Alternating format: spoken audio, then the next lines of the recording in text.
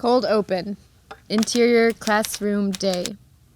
The clock on the wall is ticking loud. The big pointer indicates it's 7 to 12. Time. What a strange concept, right? As human inventions go, it's definitely one for the books. Everything is time. On the blackboard it reads, test, followed by a bunch of complicated-looking calculations. The room is filled with the scribbling of pens. The teacher looks down on her watch. All the students are bent over their papers, writing as fast as they can. And everyone always needs more of it. This one kid particularly seems to be struggling. His papers are spread chaotically over his desk. His forehead is clammy, his glasses are foggy. Especially this kid. In comparison, the rest of the class seems to be doing rather okay. Still, people don't really question it that much. What if we changed the duration of one day to 2 sunrises instead of 1? A day of 48 hours. Even though the concept of hours is highly overrated. But would we be twice as productive? Or less so? The girl sitting at the back of the class seems unbothered. This is Allison, 17, she, her. She's dressed in all black, but not in a I pray to Satan or I love heavy metal music kind of way. Black doesn't even particularly suit her, though it doesn't look bad either. In any other outfit, she would maybe look cute. But now she looks like the kind of person that would literally bite into an ice popsicle. Allison is glancing at the only thing that isn't black, her golden wristwatch. I wonder about this a lot. The teacher looks up at the class and opens her mouth to say something. Allison stops her watch. Everything freezes. Everything is quiet. Nobody moves. Time is standing still. You didn't see that one coming, did you? Allison jumps up and makes her way to the desk of the struggling kid. She picks his pen out of his hand and takes a minute to fill in the rest of his answers, or at least some of them. What? It's not like he's gonna remember which answers were his. She forces the pen carefully back into his hand and places his test exactly where it was before. Then she tiptoes back to her desk. She sits down, pulls up her wristwatch, and starts the clock again. Everything unfreezes. Pencils down. Leave your test The school bell rings. on your desks. Everyone gathers their things and rushes out the classroom door. But Allison takes her time. I know what you're thinking. We follow her into the interior school hallway day. The hallway is packed with people. The classic high school traffic jam. A couple is making out heavily against the wall. Some jocks are making fun of a nerdy kid and his glasses. A circle of girls are waiting by the restrooms. A teacher is having some sort of serious conversation with a student. Kids are running, people are bickering, they're screaming and laughter. This school is alive and probably smells like teen spirit. I don't have a tiny time machine hidden in my wristwatch. Allison waves her hands and everything is frozen again. Really, I don't. I have some weird genetic malfunction, and that's why I can control, for a lack of a better word, time. She maneuvers herself through a bunch of teenagers fighting over the last Snickers bar while being very careful not to accidentally move anything. What an exposition. Some girl is right in the middle of spilling ink on a bunch of her notes. Allison moves the notes so the ink doesn't ruin them. There's just like a tiny catch. She arrives at interior school cafeteria day.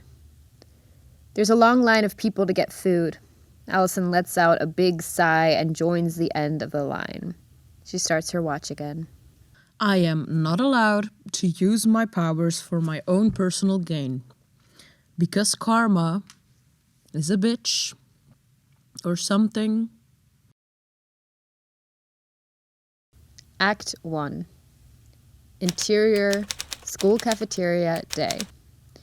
Allison's carrying a plate full of food. A girl bumps into her, trips, and everything falls to the floor. The entire cafeteria starts laughing and throwing things at the girl. Allison rolls her eyes. She pulls up her wristwatch, stops it, and turns it back a little bit. People around her move backwards up until the point the girl is about to bump into her. Instead of letting the girl trip again, Allison moves quickly across the cafeteria away from this dangerous situation. When she's about to sit down next to Merkury, 17, they, them, she starts the clock again. Merkury is also in all black, though on them it looks like an actual fashion statement. Something about Merkury makes you want to touch them. In front of them, there's a half-empty plate of food. Hey Merk, you got here quickly. The privilege of having drama before lunch. Hey Allison, I missed you for movie night yesterday. Wanna catch up? I was thinking about watching Videodrome. Allison stops her clock and looks at the camera.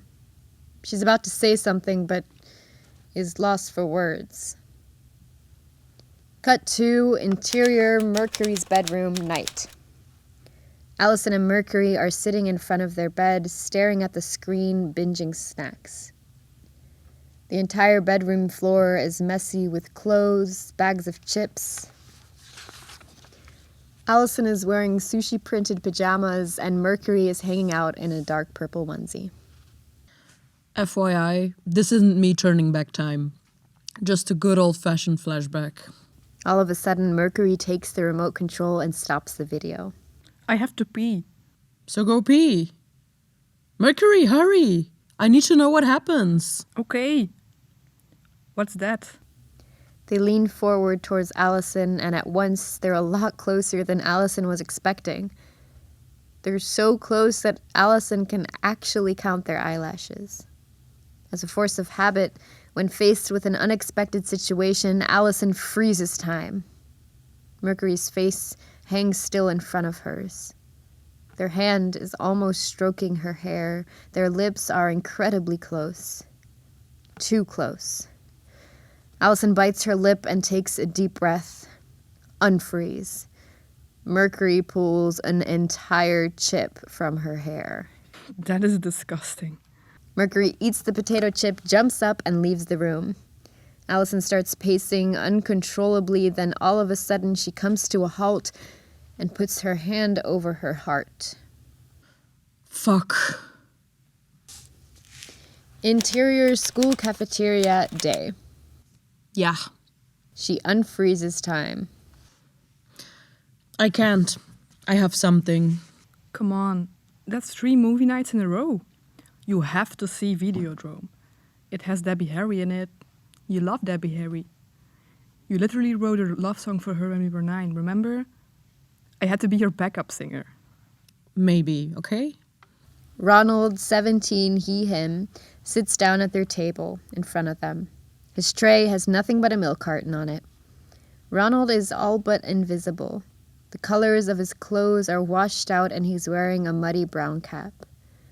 Beneath all that camouflage, however, there seems to be a person that closely resembles a doe-eyed deer. Pretty ironic. How'd you guys get here so fast? Did you just make a gay joke? Ronald! I'm such a proud queer mom. Is it less funny if I say I've been thinking about it all morning? I appreciate the joke, Ronald. Same. Ronald pulls his lunch out of his bag. Sandwiches wrapped in plastic. It does not look good. Allison pulls a bar of chocolate out of her bag, and Merkury presents him with an apple and a pot of yogurt. They place it on Ronald's tray. Did you finish that book for English class? The last 3 chapters were killing me, honestly. I did more yawning than reading. Does that make me a psychopath? I think you'd be a psychopath if you didn't yawn. But it was so good. Well, history definitely agrees with you. I just cannot sit through another H.G. Wells book. Me neither. I know you're secretly hoping for a queer author next, but I don't think it's happening. Why not? Shakespeare was bisexual. Kathy Acker. Lord Byron. Burroughs. You know what I mean. We won't be reading Audre Lorde. Hans Christian Andersen. Maybe we'll read The Little Mermaid next. Was he bisexual or gay? Claiming him. They all laugh. Sasha, 17, she/her, joins them, but she doesn't sit down. She glimpses behind her at a table full of people that look like they should be featured in an Abercrombie commercial. Sasha definitely belongs to that table. Allison, Merkury, and Ronald shut up and gawk up at her. But Sasha only has eyes for Merkury. Hi, Merkury. Hey, Sasha. I was wondering, prom is in a couple of weeks, and I was thinking maybe you and I could go together? Are you sure you're at the right table? You realize that means you'll have to use my right pronouns, right? Are you pulling some I made a bet crap? First of all, Allison, I would never date anyone on a bet. Second of all, I'm a proud LGBTQII+ ally. Being queer is the new black. It really isn't, and it's pretty problematic that you think that. So you actually want to go to the dance with me? Yes, I think you're hot. Also, you're nice. You lent me your pencil in history last week. And you don't burp into people's faces. I think you're a catch. Okay, it's a date. Really? I also have tickets to see a play in town on Friday. Do you want to go together? Like on an actual date? Yeah, sounds fun. I actually love theater. Okay, I'll text you. Okay. Sasha returns to her table of Barbie and Ken dolls. Allison throws her head back at Merkury and looks at them with eyes that could strike them down. What? Merk, you just got asked on a date by Sasha Barrel. She's perfect. Nobody's perfect. Nah, but she's pretty close. Okay, never mind that she thinks being gay is a trend. She didn't mean it like that. Okay, if you say so. Why are you being so weird about this? Because it's Sasha Barrel. This feels like we're getting punked. Wasn't she going out with Josh? The bell rings. They get up, pack their things, and start walking towards the exit, stacking their trays on the designated cart. I can't believe you said yes. Would you have said no? Fair point. I would never have turned down Miss Girl Scout cookie.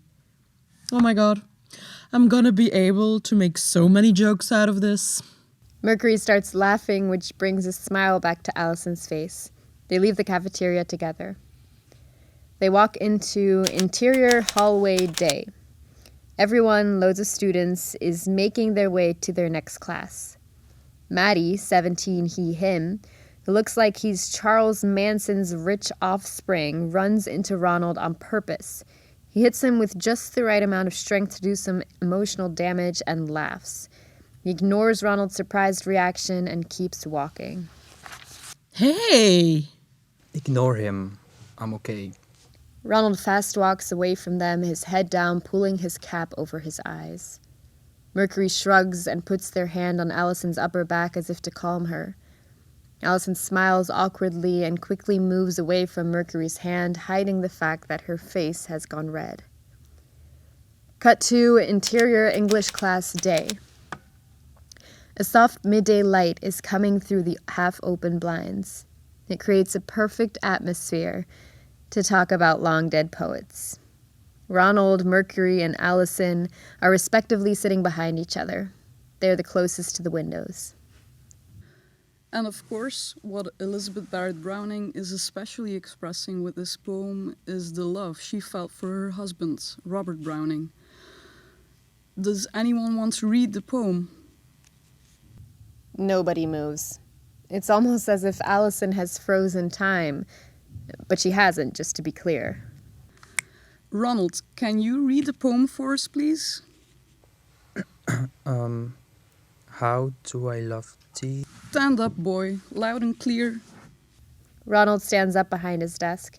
His face is almost buried in his book. Maddie, the boy who ran into him, and who is sat diagonally behind Ronald, is wiggling in his chair. He has a nasty grin on his face. His posse, Popular Girl and Buff Number 1 and Buff Number 2, are sitting around him and seem to know what's coming. They look excited. How do I love thee? Let me count the ways. I love thee to the depth and breadth and height. Okay. Ronald crawls into his book even more. His face is flustered and his forehead sweaty.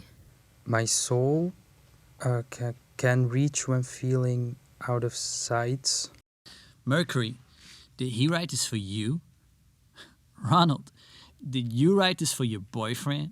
Merkury ignores him, but Allison clenches her fists. Maddie, please be quiet. Ronald, continue.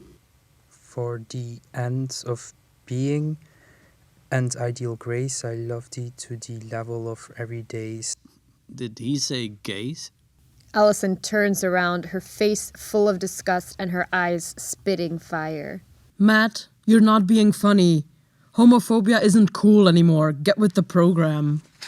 How would you know, Allie? You've never been cool. Oh, burn! Allison hits the freeze button on her wristwatch and takes a deep and frustrated breath. Time is standing still. Can you believe this guy?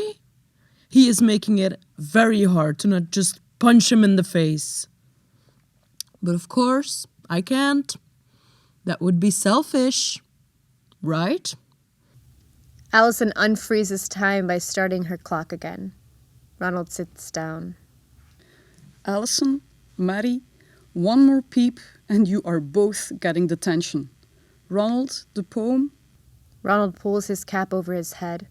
He doesn't make eye contact. I don't think I can read anymore, miss. Fine. I'll read it. Most quiet need by sun and candlelight. I love thee freely as men strive for right. I love thee purely as they turn from praise. She doesn't really notice her students' evil looks to one another. Teacher's pet. Do you let your mom do your homework too? Maddie gives her a low 5. Miss, are you really not going to comment on the fact that now 2 of your students are actively involved in homophobic behavior? Which is, by the way, against the school's policy? Merkury. Do you think any of you can say an entire sentence without the word homo in it? Like, I think you guys actually have a problem. Popular Girl and Buff number 1 and number 2 are snickering behind their desks. Maddie. Sorry, miss. Just pointing it out. All of you, be quiet. One more sound and every last one of you is copying this poem 10 times before next class. Elizabeth Barrett Browning was considered one of the most important Victorian poets. I would like to hear some other poets she influenced. Merkury immediately raises their hand. Yes, Merkury? Edgar Allan Poe and Emily Dickinson. Excellent. And can you give me an example of how we can see her influence in Poe's work? He used the rhythm of the poem Lady Geraldine's Courtship to write The Raven. Meanwhile, Maddie is throwing things at Ronald. First it's paper, then pens, then he throws a whole banana skin, which hits Ronald right in the face. What the F? That's it. Every last one of you will write this poem down 10 times, and we can keep doing this until the end of the semester. But miss, it was Ronald. None of us made a sound.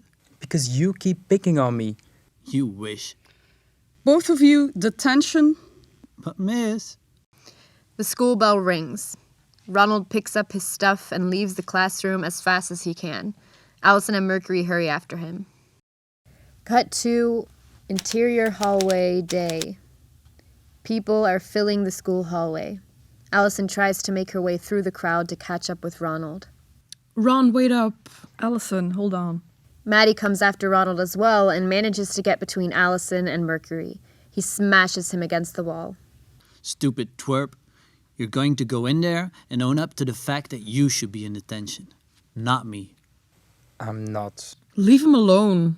Buff number 1 has caught up with them and prevents Allison from protecting Ronald.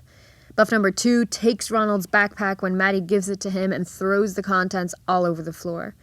Merkury grabs the backpack and is able to hold off Buff number 2 from claiming it again. Popular Girl joins them and hands Maddie her coffee mug. Maddie grins and slowly pours it over Ronald. Maddie takes a final look at him, spits on Ronald's bland t-shirt, and walks away. Popular Girl and Buff number 1 and number 2 follow him. Merkury and Allison are left alone with a sobbing Ronald. He quietly picks up his stuff from the ground. He gets up, tears rolling down his face, and he flees to the bathroom. What do we do? I don't know. It's never been this bad. What the fuck is Maddie's problem anyway? I can go after Ronald. I'd rather go to the men's bedroom than the girls anyway. Are you sure? This one isn't about me. It's about Ronald. He's been there for me all the way. Okay. Text me when you need me. Or something. Merkury nods and disappears into the bathrooms as well. Allison turns around and runs after Maddie. Maddie! Maddie stops and turns around. What are you going to do? For a second, she is left speechless. Then she seems to remember that she has the power to control time. I'm going to turn back time and fix this whole thing. Allison pulls up her wristwatch and pauses it. Everyone freezes. But first, She kicks him. Hard. asswipe. She takes a second to think, then turns her clock back. People around her start to move backwards. Cut to interior school cafeteria day. Merkury, Allison, and Ronald are sitting exactly as they were before. Sasha is already standing at their table. Allison stops the clock on her wristwatch. She rolls her eyes when she sees Sasha. Look, this isn't exact science. This will have to do. She starts her clock. Everything unfreezes. I was wondering, there is a school ball in a couple of weeks, and I was thinking maybe you and I could go together. You realize that means you'll have to use my right pronouns, right? I'm a proud LGBTQII plus ally. Being queer is a new black. It's not. So you actually want to go to the dance with me? Yes, I think you're hot. Also, you're nice. You lent me your pencil in history last week. And you don't burp into people's faces. I think you're a catch. It's a date. Really? Because I also have tickets to see a theater show in town Friday.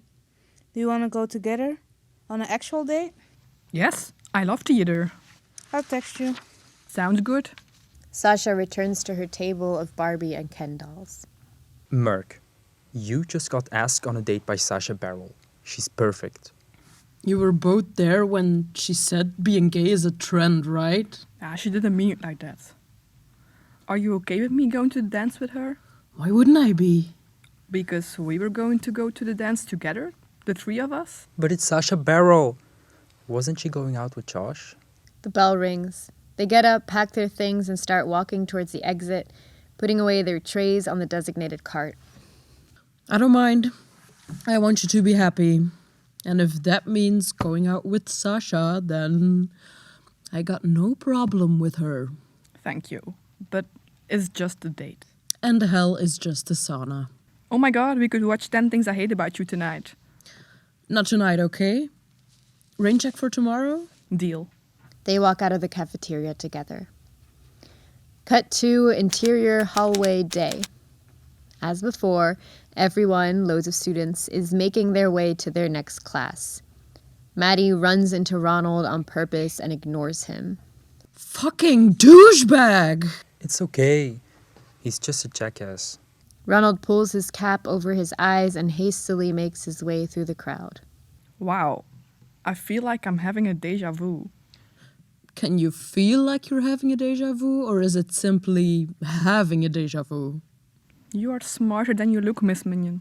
They smile at each other and follow Ronald to class. Interior English class day. Again, the soft midday light is poking its way through the half-open blinds. Everyone is seated like they were before. Of course, what Elizabeth Barrett Browning is especially expressing with this poem is the love she felt for her husband, Robert Browning. Does anyone want to read the poem? Allison raises her hand. Allison, very good. Allison stands up. How do I love thee? Let me count the ways. I love thee to the depth and breadth and height my soul can reach, when feeling out of sight for the ends of being and ideal grace. I love thee to the level of every day's most quiet need by sun and candlelight. I love thee freely as men strive for right. I love thee purely as they turn from praise. I love thee with the passion put to use in my old griefs and with my childhood's faith. I love thee with a love I seem to lose with my lost saints. I love thee with the breath, smiles, tears of all my life. And if God choose, I shall but love thee better after death.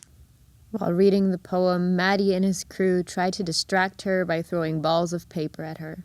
But she doesn't flinch. She keeps reading. Who would you like to address this poem to, Ali? Your girlfriend? Wow, Maddie. What an open-minded suggestion. You're right. I should address this poem to my girlfriend. Do you think your mom prefers spoken poetry, or is she more a woman of the written word? The class laughs. Allison, please sit down. She sits down and throws Maddie a grin. Maddie balls his fists. There's a thundercloud on his face, but he shuts up. A lot of people praise Barrett Browning. I quote, "Her poetic inspiration is the highest. We can conceive of nothing more august. Her sense of art is pure in itself." Can anyone tell me who said this? Edgar Allan Poe. Can you elaborate on what he means when he uses the word august? It's a synonym for distinguished or impressive. Very good, Merkury. In the poem, we notice Elizabeth's reference to God. She could be called very pure and a pious icon.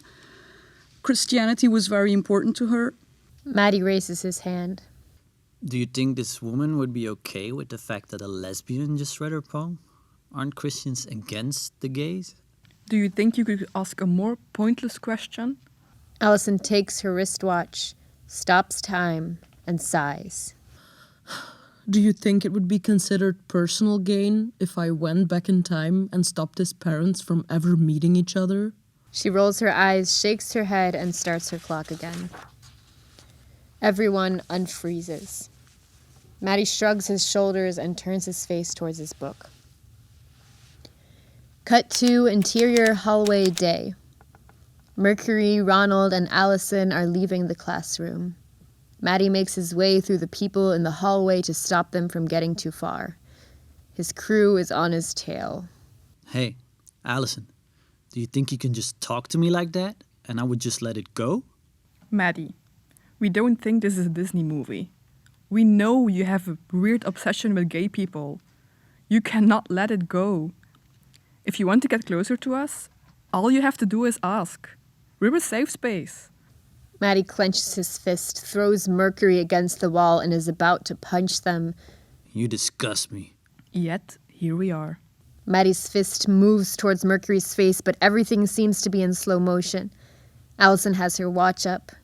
She stops it just in time, and everyone is frozen. Allison walks up to them and moves Merkury so they won't be hit by the fist. She takes a step back and starts the clock again. Maddie misses Merkury, but keeping Merkury in place this time, he's ready to give it another go. Allison wants to stop time again, but she's pushed aside by Sasha, who pulls Maddie backwards. Sasha, what the fuck? I was about to hit this piece of... Piece of what, Maddie? You couldn't even live up to Merkury Gray if you tried. Scoot, or I'll tell the entire team of cheerleaders what really happened that night. Maddie hisses at her, but backs off. He and his buddies disappear in the hallway crowd.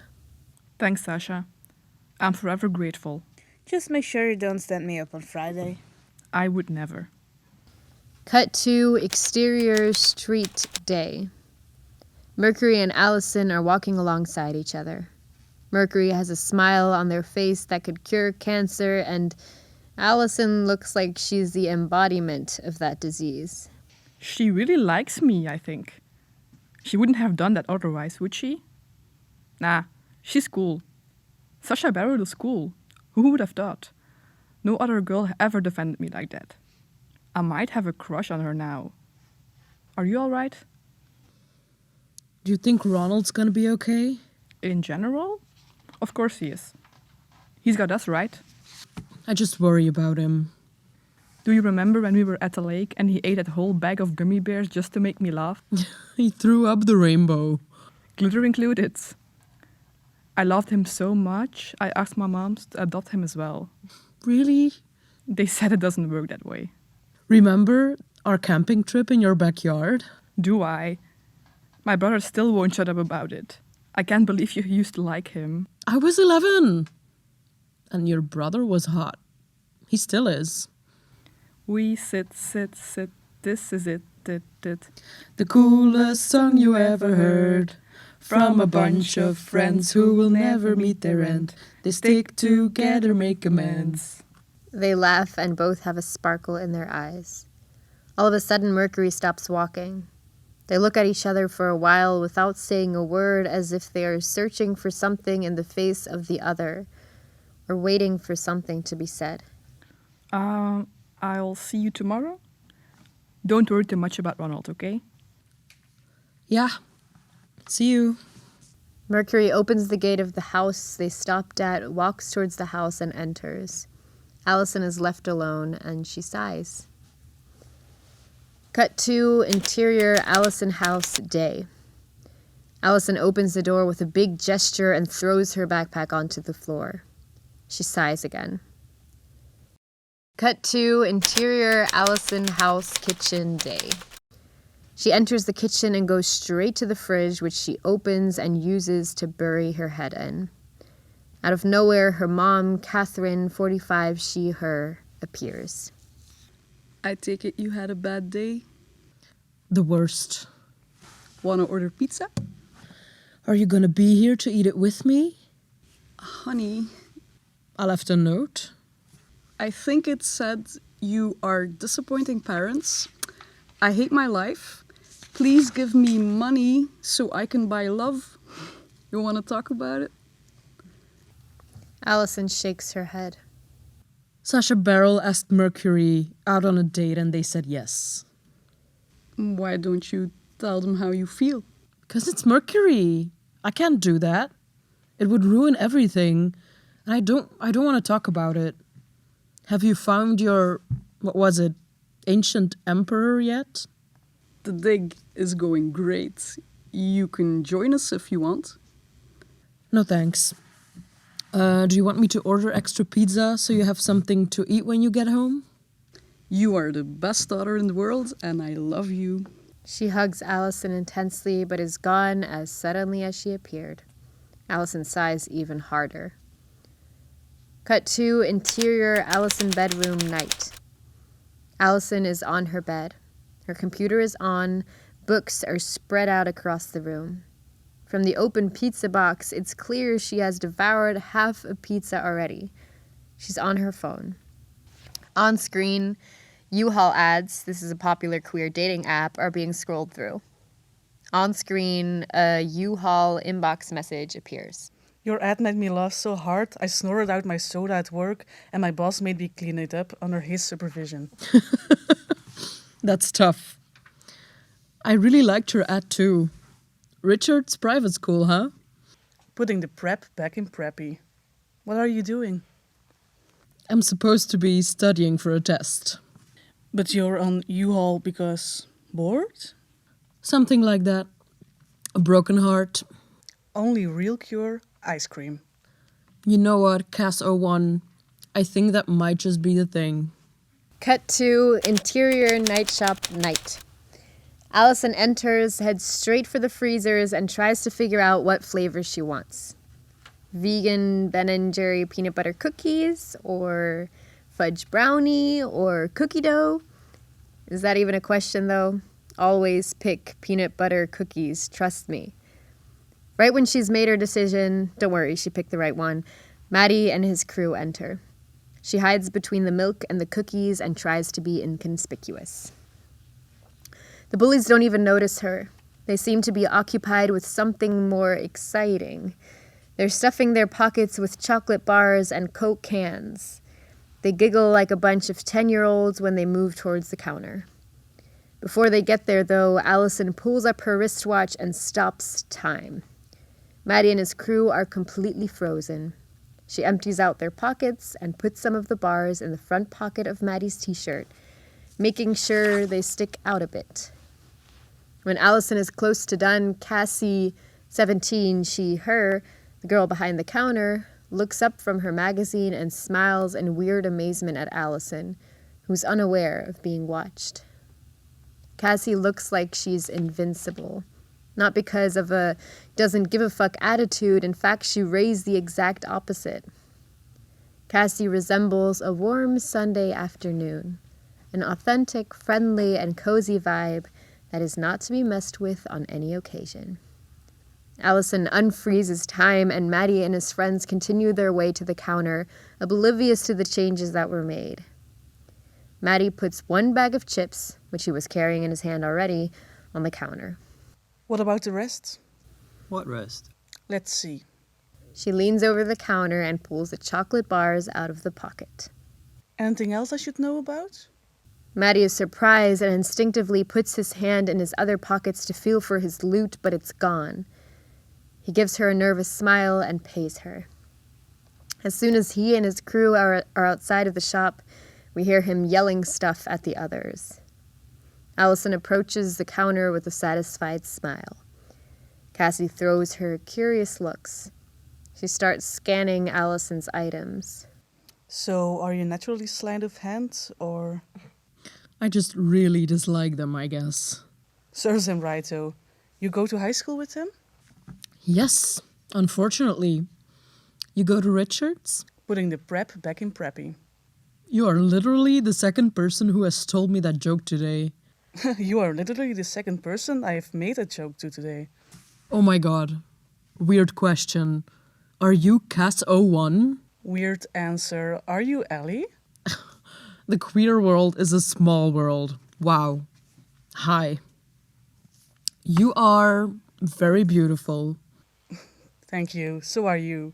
Hey, my shift ends in like 5 minutes. Do you want to share that ice cream over a free soda or a slushie? Yes.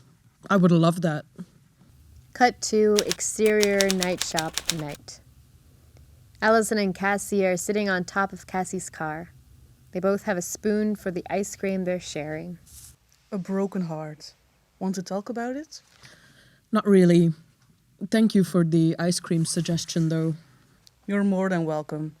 If I had known you would be buying it in my shop, I would do it again in a heartbeat. So what's a private school like? You know, like a normal school, but with outfits. You don't mind it? No, I enjoy it actually. I mean, there's arrogant people everywhere, but I get to study on a mahogany desk and walk where great feminists have walked before me. Also, lots of gay curious girls. But you're still on U-Haul. After a while, you get bored of curious. What is their name? Didn't I say I don't want to talk about it? Yes, but I have this feeling you do. Allison takes a moment to think about what to say. It's the classic story. Girl falls for best friend. But she's straight? They are not. I'm just a chicken. I don't think you are.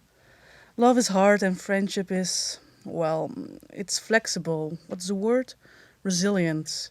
Friendship is more resilient. They are lucky to have you as a friend. You don't think I should tell them? Do you want to tell them? No. Do you want a relationship? I don't know. We've been friends forever. In the end, it's your decision. You're right. It's my decision. Allison seems relieved. Her face suddenly brighter, Cassie smiles at her. They both look up at the stars. It's a good night. End of episode 1.